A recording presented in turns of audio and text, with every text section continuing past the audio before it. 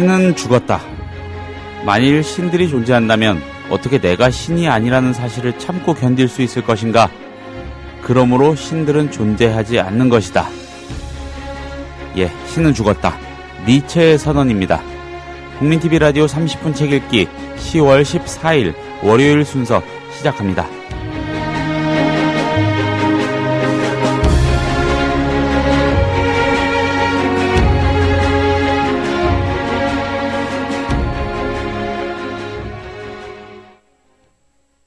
안녕하세요. 30분 책 읽기 김효진 PD입니다. 월요일입니다. 정말 성실하게도 찾아오는 월요일입니다. 하하. 신은 죽었다라는 선언, 주장. 이것은 단순한 종교적 공격이나 논박이 아니라 이 서구의 지성사를 꿰뚫는 선언이고요. 동시에 유럽 문명의 종말 그리고 새로운 시작을 선언하는 것이기까지 하다. 이런 해석도 있더군요. 철학자들의 말, 아무튼 이렇게 뭔가 알 듯 말 듯, 보일 듯 안 보일 듯 합니다. 니체의 말들은 더 그런 것 같아요. 그렇습니다. 매주 월요일 코너죠. 이윤호의 고전 읽기. 오늘은 프리드리히 니체의 짜라투스트라는 이렇게 말했다를 소개합니다. 잠시 뒤에 이윤호 선생님 모십니다.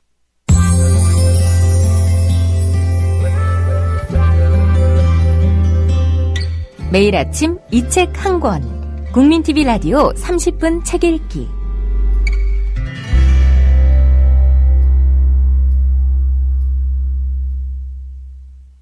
선생님 안녕하세요. 예, 안녕하세요. 예, 선생님도 월요일 싫으시죠? 아니요. 안 싫으세요? 예. 대단하십니다. 오늘 니체의 짜라투스트라는 이렇게 말했다. 하실 말씀이 굉장히 많을 것 같습니다. 예. 그러게요. 이 책은 사실 이제 니체의 결정판이라고 할 수 있죠. 네. 니체의 모든 사상을 다 응축시켜 놓고 많은 은유와 비유를 통해서 이야기하고 있는 책이기도 합니다. 그런가 하면 니체는 사실 신경쇠학자이기도 하죠. 그렇기 때문에 세상을 가장 예민하고 예리하게 봤던 사람이기도 합니다.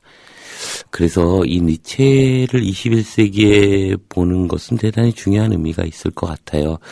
그 중에서도 이 짜라투스트라라는 책은 여러 가지 의미가 있을 것 같습니다. 근데 이제 니체는 이 책을 어떻게 봐야 하는가라는 얘기를 아주 재밌게 써놓고 있는데요.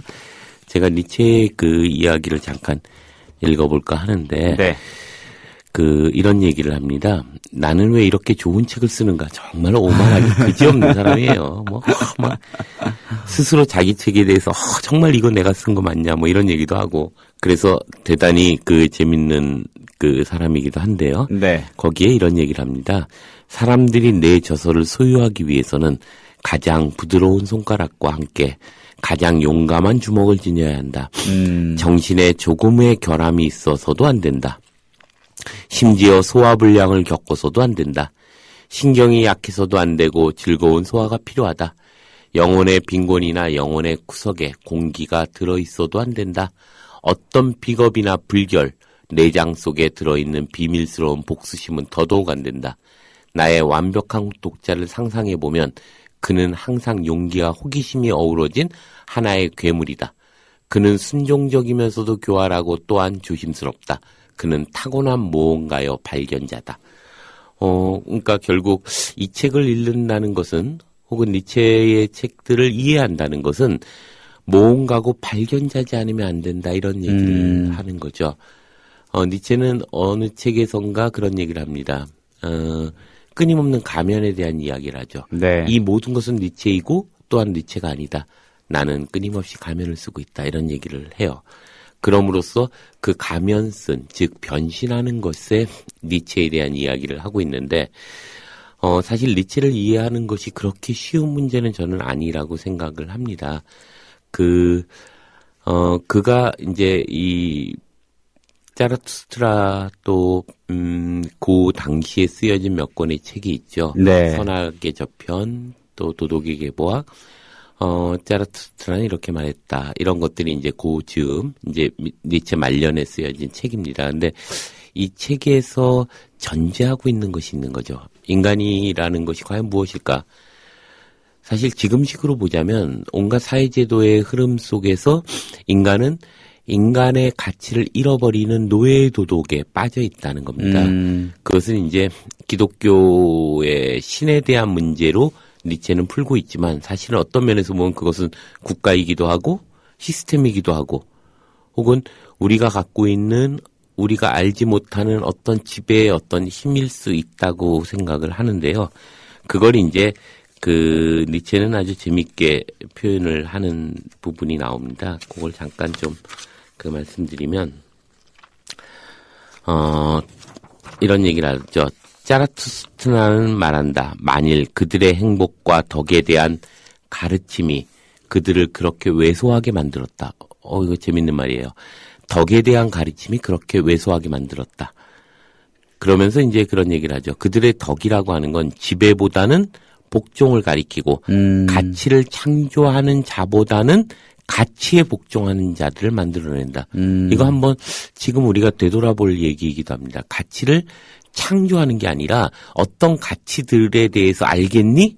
라고 얘기하는 거죠. 모든 지식은, 모든 도덕이라고 하는 것은, 모든 윤리라고 하는 것은, 그리고 모든 덕이라고 하는 것은 가치를 창조하게 하는 것이 아니라 가치를 가리키고 있다는 겁니다. 그리고 그것은 끊임없이 인간들로 하여금 노예로 만드는 것에 불과한 것이다라고 하는 거죠. 네. 그래서 지배자들조차 나는 여러분의 공복이 되겠습니다. 나는 여러분의 일꾼이 되겠습니다라고 말하는 거죠.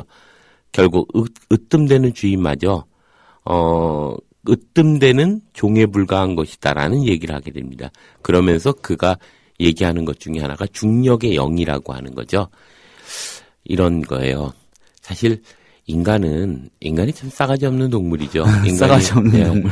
왜냐하면 모든 자연은 거대한 자연의 힘, 중력이라는 힘의 국종에서 기어다니는 거잖아요. 예. 근데 인간만이 하늘을 쳐다보겠다고 허리를 고추 세우고 중력에 저항하면서 막 올라와서 하늘을 쳐다본 존재들이죠. 그러니까 태초로부터 인간은 이게 그 싸가지 없음을 전제로 하는 존재들이죠. 중력이라고 하는 거대한 힘에 맞서서 자기 허리를 고추 세우면서 직립했던 존재들이거든요. 예.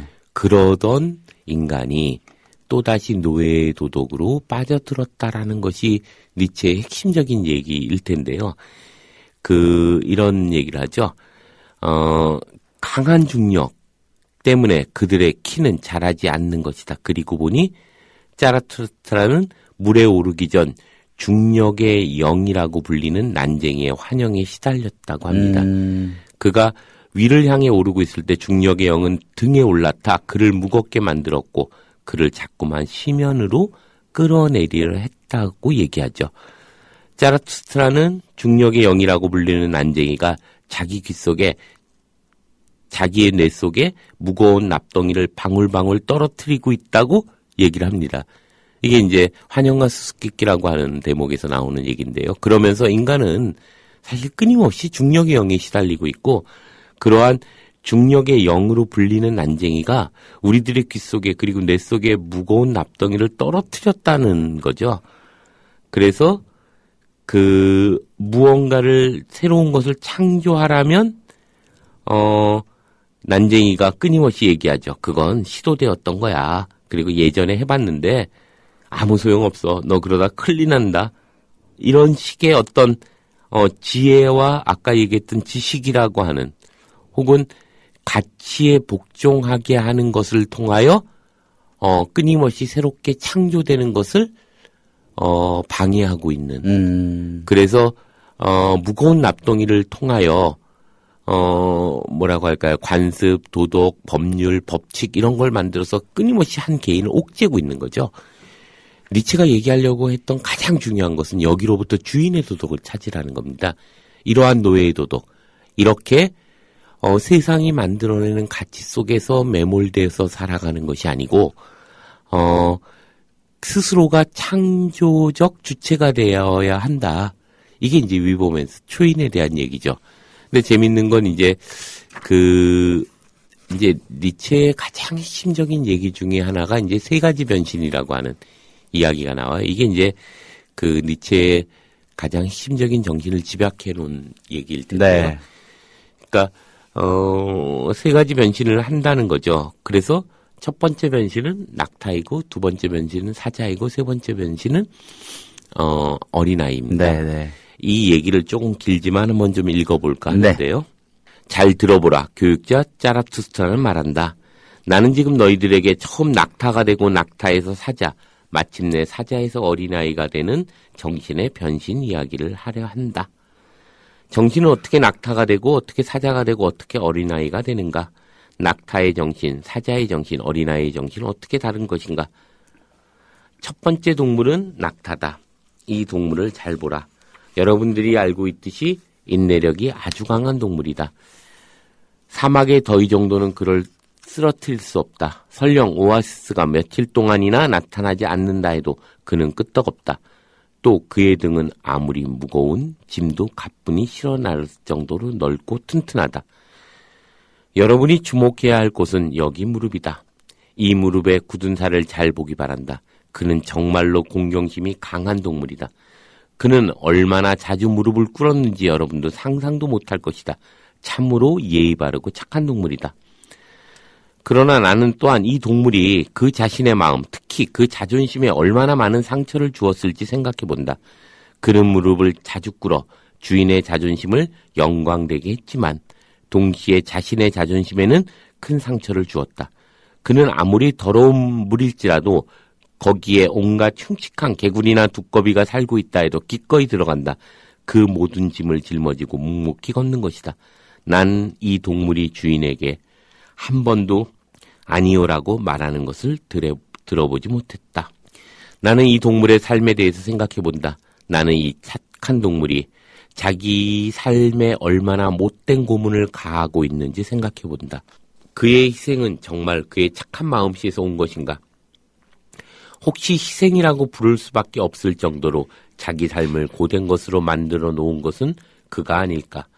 나는 지금 내 앞에도 몇 마리의 낙타들의 수업을 듣기에 와 있음을 알고 있다. 당신들 중 몇몇은 분명 낙타이다. 자기 스스로가 삶을 견뎌야 할 고통으로 만들어 놓고 삶이란 고된 것이다라고 진리라고 믿고 있는 것은 아닌가. 만약 그렇다면 당신은 당신의 세계를 사막으로 만든 셈이다. 언젠가 내가 말하지 않았던가. 중력의 영은 그런 착한 당신을 원한다고. 우리 모두는 낙타라는 거죠. 낙타는 대단히 인내력이 강하고 그리고 아무리 무거운 짐도 가뿐히 실 수 있지만 우리가 주목해야 되는 건 그의 무릎뼈라는 거죠. 근육. 그래서 늘 주인을 위해서 자기의 자존심을 꺾고 무릎을 꿇었던. 그래서 그는 인내력도 강하고 참을성도 강하고 그리고 무거운 짐도 가뿐히 실어 나르지만 우리가 그에게 주목해야 되는 건 그런 인내력이나 그것이 아니라 그 인내력을 얘기하는 노예의 습성이라는 거죠. 그래서 그가 세상을 만나면 사막이 된다. 이게 이제 짜라투스트라에서 니체가 하고 싶은 첫 번째 얘기입니다. 우리는 모두 중력의 영에 그 착한 당신, 중력의 영이 당신에게 원하는 건 바로 그것이다. 아니요라고 얘기하지 않는 것이다. 예라고 얘기하는 것이다. 우리의 삶을 되돌아보건대 우리는 시스템에 의해서 그리고 상식에 의해서 윤리에 의해서 그리고 법률이나 체제에 의해서 우리는 예라고 하는 것을 훈련받으면서 네. 사유화되는 거죠. 이것을 니체는 이제 그렇게 얘기하는 것이고 그건 착한 것에서 시작되는 것인가 아니면 노예의 도덕에서 시작되는 것인가 예라고 얘기했던 그리고 나서 얘기하는 거죠. 그가 세상과 만나면 세상은 사막이 된다. 이건 정말 니체가 얘기하는 아주 중요한 의미들이 여기에는 있는 거죠. 두 번째 얘기하는 것이 자, 이제 두 번째 단계의 동물인 사자를 소개한다. 나는 이 동물처럼 남의 말을 안 듣는 동물을 본 적이 없다. 이 동물에게 무언가 명령을 내리려는 사람은 그 자신의 목숨도 걸어야 할 것이다. 무언가를 시키려고 하면 우선 으르렁거리기부터 한다. 이 동물에겐 자유를 향한 열망이 있다. 만약 아까 그 낙타가 변신에 성공해서 사자가 되었다면 그는 이제 더 이상 어떤 주인도 섬기려 하지 않을 것이다. 그는 사막을 자기 왕국으로 만들 것이다. 언젠가 나는 사자가 황금빛 비닐을 가진 용과 대적하는 것을 보았다.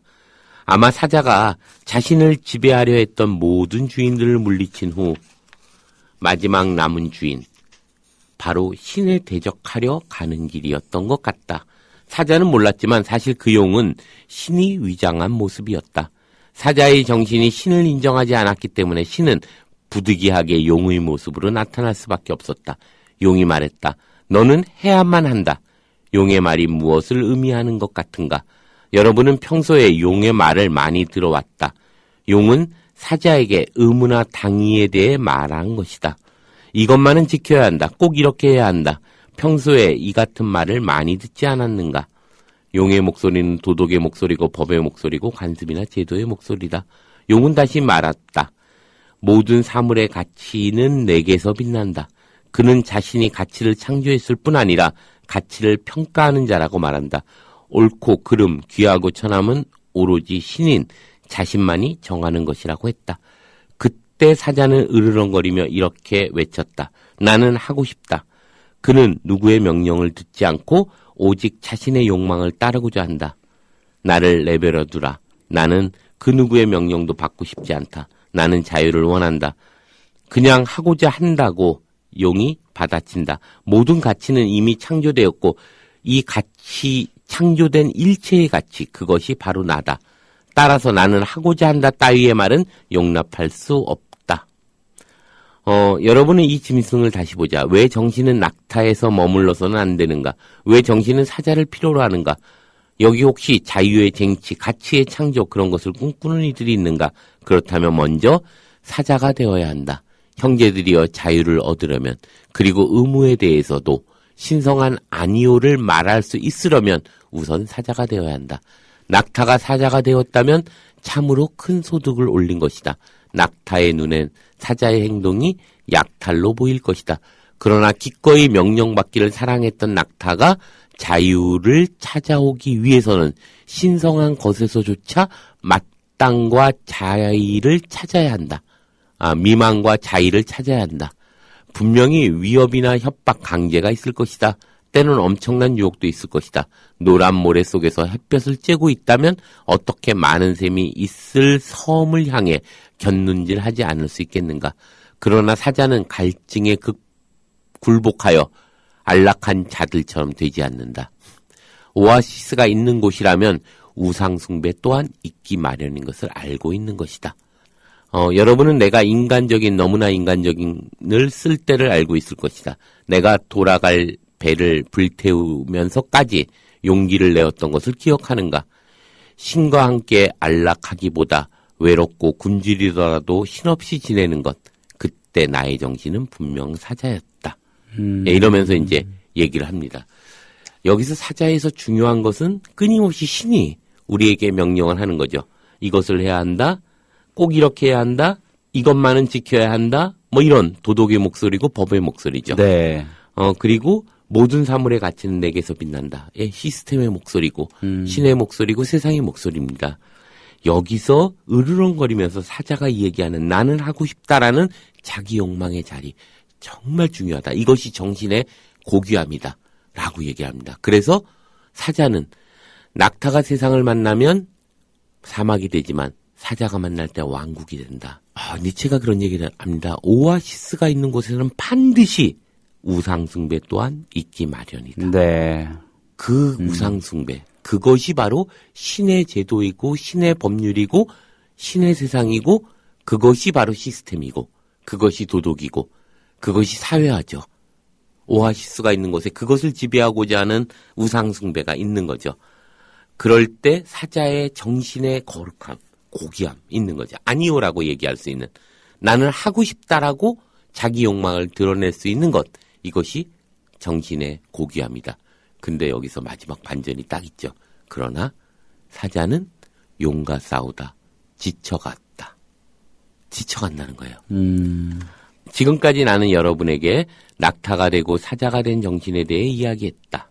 아까 용과 싸우던 사자의 운명이 궁금하지 않은가? 사자는 용과 격렬하게 싸웠다. 그러나 불행히도 사자는 용을 완전히 물리칠 수가 없었다. 그는 용의 지배를 인정하지 않고 있었지만 계속되는 싸움에서 그가 언제까지 버틸 수 있을지 걱정이다. 낙차처럼 삶을 사막으로 만들진 않았지만 그의 삶 역시 웃고 즐길 만한 것은 아니었다. 그는 끝을 알 수 없는 전쟁에 내몰린 병사와 같았다. 무엇이 문제였던가? 그는 용에게 나는 싫다고 반항했지만 그리고 나서 무엇을 할 수 있을지 말하지 못했다. 그는 자신이 싫어하는 것만 알고 있었을 뿐 좋아하는 것에 대해선 많이 알고 있지 못했다. 용으로부터 자유를 찾아왔다고 해도 그는 그것을 어떻게 써야 하는지를 몰랐다. 그러면서 지쳐가는 사자에 대한 얘기를 합니다. 우리의 정신의 거룩함조차도 이렇게 지쳐가는 것이 아닌가. 그러면서 마지막 세 번째 변신을 얘기하면서 엄청난 반전을 얘기하죠. 여러분은 저기 아이들을 보라. 저 아이들이 정신의 세 번째 단계이다. 정신은 어린아이가 되어야 한다. 여러분은 내게 물을지도 모르겠다. 사자조차 할 수 없던 일을 어떻게 어린아이가 해낼 수 있는가? 왜 자유를 강탈해왔던 사자가 이제 어린아이가 되어야 하는가? 나는 이렇게 답하겠다. 어린아이는 천진난만이요, 망각이요, 새로운 시작, 놀이, 스스로의 힘으로 굴러가는 수레바퀴고 최초의 운동이자 신성한 긍정이다. 어린아이는 자기 욕망에 충실하다.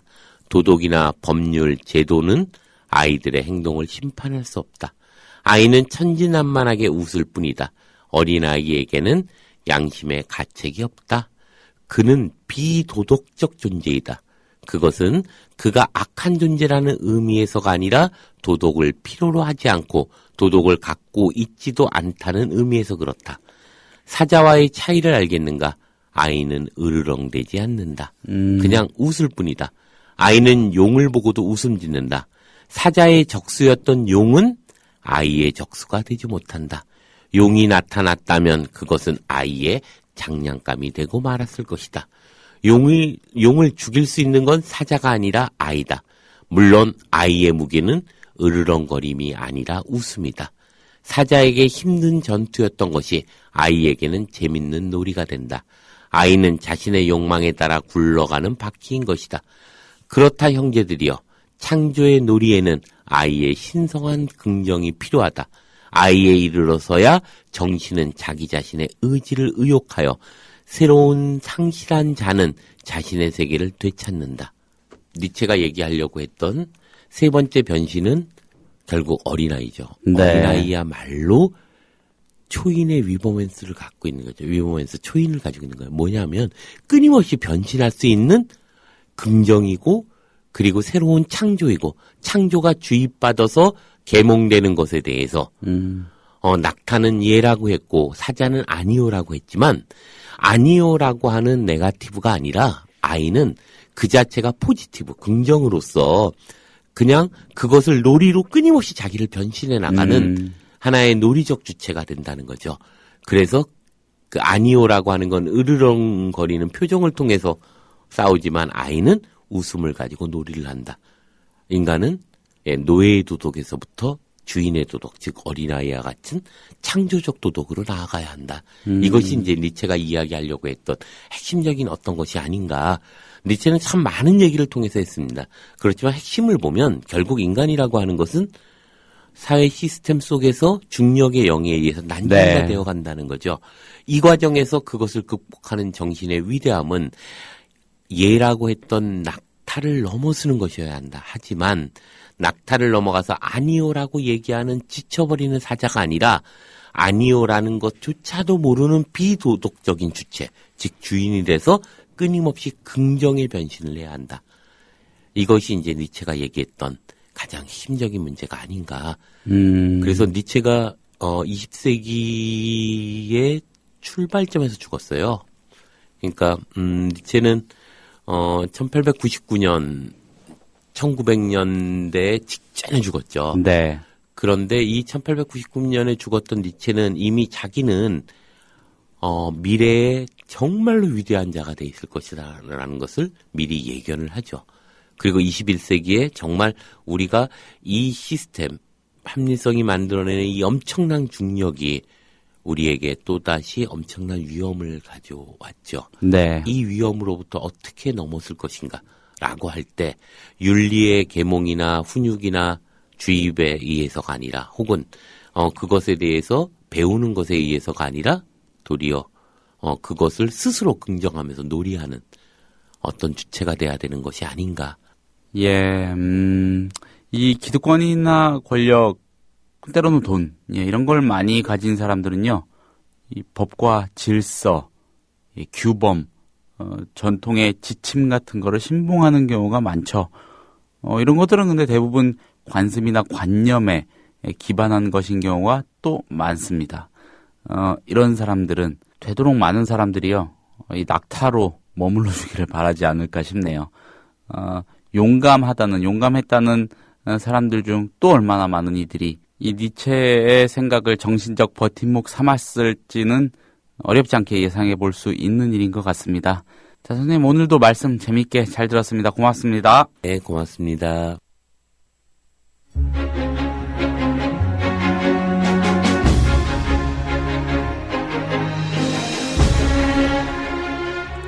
국민TV 라디오 30분 책 읽기 10월 14일 월요일에 소개한 책 니체의 짜라투스트라는 이렇게 말했다입니다. 니체가 말한 아이스러움 여기까지는 좀 아니라도 적어도 이 낙타는 되고 싶지 않습니다만 쉽지는 않은 일이겠죠. 저는 내일 다시 찾아오겠습니다. 감사합니다.